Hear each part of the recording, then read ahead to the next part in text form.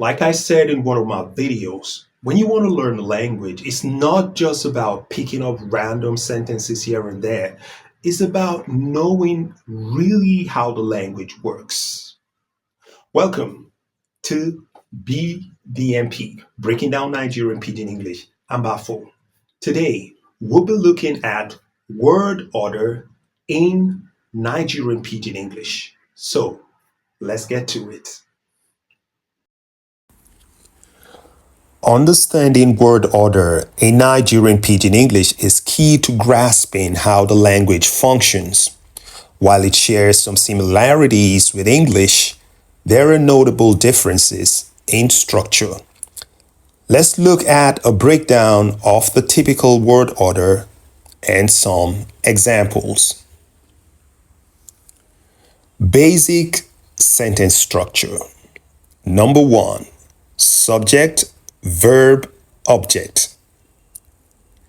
Like English, Nigerian Pidgin generally follows the subject, verb, object order. Example, I go school.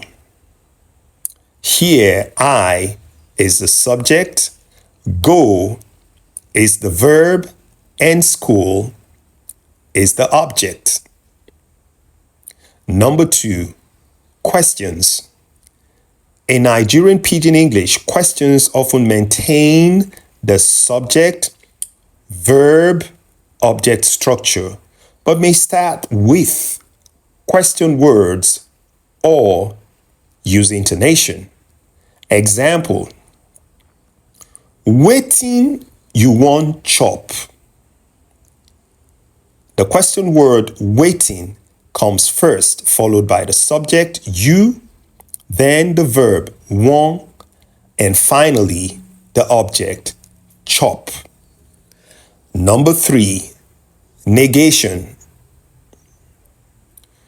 To negate a sentence, you typically place no before the verb. Example, I no go market. Number 4, the use of adjectives and adverbs. Adjectives. These usually come after the noun they modify. For example, the girl fine. Here, girl comes immediately before the adjective fine without the verb to be, which is different from English. However, to include the verb to be in Nigerian Pidgin English, one can say, the girl dey fine, which is the same as in English. Adverbs. Adverbs often follow the verb they modify. Example, e dey run fast.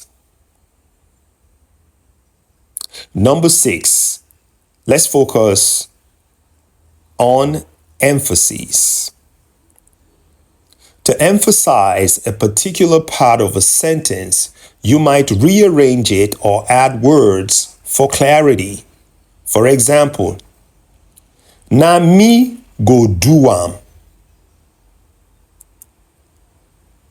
Here, na emphasizes who will perform the action. Understanding these patterns will help you communicate more effectively in Nigerian Pidgin English. For extensive explanation, grab the Nigerian Pidgin English simplified grammar on the link below.